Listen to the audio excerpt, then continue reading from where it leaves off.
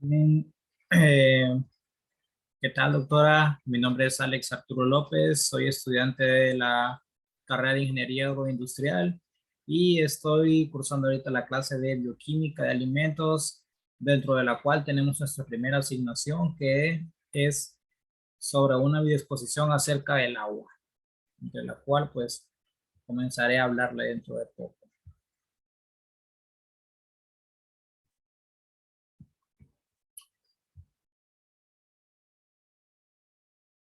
Bien, tenemos, esta sería la portada.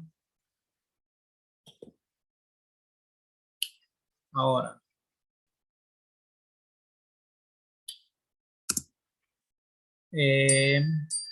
tenemos una introducción en la cual hablamos sobre el objetivo sobre esta exposición es enfatizar sobre los aspectos importantes acerca del agua, la composición, obtención e importancia para nuestra forma de vida y nuestra forma de uso.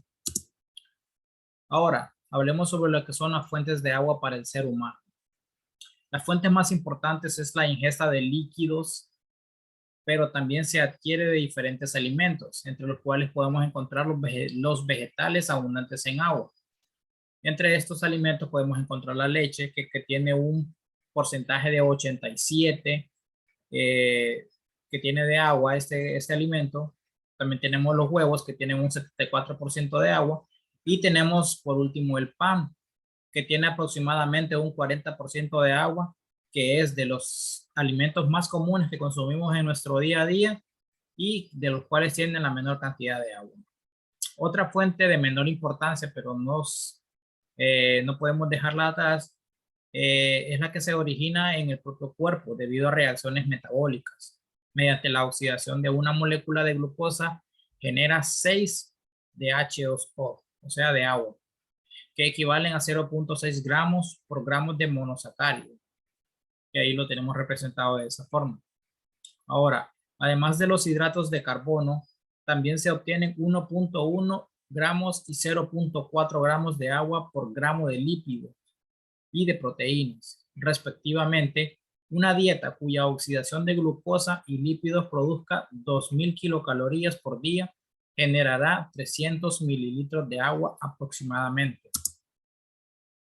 Bien, tenemos las propiedades del agua. Su molécula, hablando molecularmente, está constituida por 2 átomos de hidrógeno unidos en forma covalente a uno de oxígeno. Es altamente polar, no es lineal y crea estructuras tridimensionales debido a la hibridación de las órbitas moleculares S y P del oxígeno. Las 1s del hidrógeno comparten los electrones con las híbridas sp3 del oxígeno. A su vez, este elemento tiene un par de electrones libres considerados como dos fuerzas separadas, que junto con los dos enlaces covalentes establecen una molécula con una forma imaginaria de tetraedro. Ahora, el puente de hidrógeno no es un enlace químico propiamente, sino una atracción electrostática que se produce cuando dos átomos negativos de compuestos polares se unen mediante uno de hidrógeno, de tal manera que solamente participan los elementos más electronegativos, tales como podrían ser el nitrógeno, el flúor y el oxígeno. Ahora, las propiedades físico-químicas. Debido a la formación de estructuras tridimensionales mediante puentes del hidrógeno, de lo que hablábamos anteriormente, el agua muestra propiedades muy particulares que resaltan aún más al compararlas con hidruros del mismo grupo de la tabla periódica a la que pertenece el oxígeno. Por ejemplo, tenemos el H2O, H2S, H2SE, H2TE, los cuales tienen puntos de ebullición de entre 100, 61, 42 y 2 grados Celsius. Respectivamente, el agua con el menor peso molecular presenta valores de punto de fusión y ebullición que no corresponden a la serie y que son muy superiores a los del resto del grupo. Ahora hablaré sobre lo que es la distribución de los alimentos y estabilidad de los mismos. El término contenido de agua de un alimento se refiere más que todo a toda el agua de manera global. Sin embargo, En los tejidos animales y vegetales, el agua no está uniformemente distribuida por muchas razones, como podemos ver en el ejemplo. Debido a los complejos hidratados que se producen con proteínas, a los hidratos de carbono y otros, a las diversas estructuras internas propias de cada tejido, a los microcapilares que se forman, a su incompatibilidad con los lípidos que no permiten su presencia, etc. El citoplasma de las células presenta un alto porcentaje de polipéptidos capaces de retener más agua que los organelos que carecen de macromoléculas hidrófilas semejantes.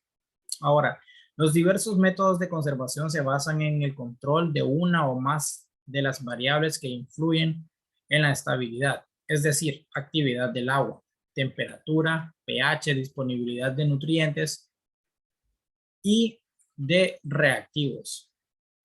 Ahora, el potencial de óxido, reducción, presión y presencia de conservadores. En este sentido, las AA es de fundamental importancia y con base en ella se pueden conocer el comportamiento de un producto. Hablando ya de manera general, mientras más alta sea la AA y más se acerque a 1.0, que es la del agua pura, mayor será su inestabilidad. Ahora hablaré sobre los alimentos de humedad intermedia y congelamiento de los alimentos.